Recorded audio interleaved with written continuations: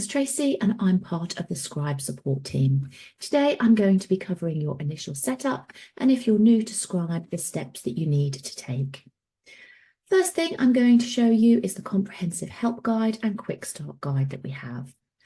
All of the training and help can be found through this question mark with a circle to the left of your council name on this blue title bar in the top right hand corner. Clicking onto the question mark and coming down to help will open up the help portal for you. Within the knowledge base, there is a section here specifically dedicated to new users. Coming into here, you've got a quick start guide. Clicking onto the quick start guide, you've got your welcome to Scribe accounts, your 3-step guide. So within here, you've got accessing your accounts, either scheduling a kickoff call or watching the actual on-demand training sessions. You've also got some checklists separated out as to between whether you're running in receipts and payments or income and expenditure. We just scroll back, that's the actual 3-step guide. You've also then got what today's session will be covering, which is the initial setup, again separated into those in income and expenditure and those in receipts and payments.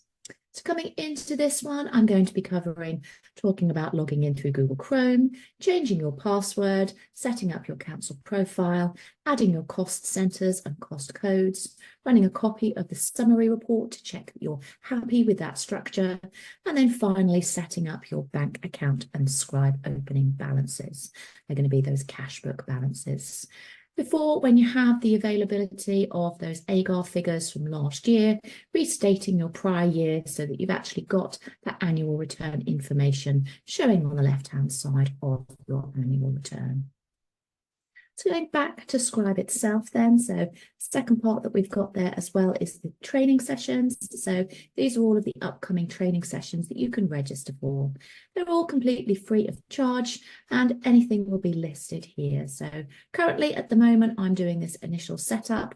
As I said, the next one in this sequence would be the data entry and bank reconciliations. We keep this up to date, so do check on it regularly by accessing that training platform, and anything that you'd like to register for, simply click on to register, type in your email address and you'll receive a Zoom link inviting you to join us. So that's the help and support. When you log in, we've got this blue title bar that comes across the top of the screen, and you'll also have your council name sitting here in the top right. Clicking onto that, you'll be able to see the username that you've logged into the system with, and here you can edit your profile. We recommend that you come here on first login just so that you can actually turn around and update your passwords. So type in the current password that you've been given, and then obviously your new password and confirming that new password from there. Updating that will then edit that for you. Coming back into the actual guidance that you've got here as well, you also have your council profile. So the council profile is where the council name appears at the very top. So I've got here my Scribe Training Council TGR, which we can see here. You will need to type in your address as well. The system will already be set for you as to whether you're running in income and expenditure or receipts and payments. You can select your annual return format, set by default to England, but you can choose Wales or Welsh Wales as well. Asset valuation method is preset to purchase value. We know that we don't have to worry about depreciation of assets as far as the AGAR is concerned. So if you're always operating on purchase value, then you only have to worry about your additions and disposals throughout the year. If you have previously reported on current value, you can switch that approach here. Ours would obviously suggest that it's easier for you to report in purchase value, even if that does mean restating your prior year. As we come down, you've got some automated message notifications. This will be covered in the sales invoice and purchase order training system, but you can indeed pop in the council's correspondence email address there for those responses for your sales invoices and purchase orders. If you're VAT registered, pop a tick in the box for VAT registration, type in your VAT number and your registration date in there as well.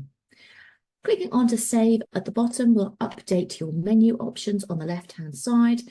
where I previously wasn't VAT registered. I just had my VAT summary and my Form 126. But having popped a tick in that box, I've now got that link there for Making Tax Digital. So you'll be able to sign into your government gateway, ID and password, and link up to your HMRC obligations. So I'm just going to come back to my council profile. This time I'm going to access it through the account menu, which you can see here, but you still have that access at the top with the council profile. They both come to the same places, and I'm going to take that tick out of my VAT registration box and leave it as it would have been in standard. And we can see now that it's updated my VAT menu to just have the VAT summary and the Form 126 that you're familiar with. When you first log into Scribe, please do make sure that you use Google Chrome. Even if you've got a MacBook and you're used to using Safari, we would recommend that you do actually open up a Google Chrome browser. Scribe has been optimized for use with Google, and for that reason, we do say, please, if you could log in through Google. As well as changing your password that we looked at, you can add multiple users to the system. For this, we're going to access your account menu in the far bottom left corner, and we're going to take the third option here that we have for users. This will display a list of users that have already been set up in your system, and you should see yourself here with a role of council/admin access. Council/admin access gives you full read-write access to the system. Other popular access roles are read all data, which is, as the name would suggest, simply read-only data, so no other access or edit requirements. To add a new user, if we head into the top right-hand corner, we can click onto the edit button and add a new record.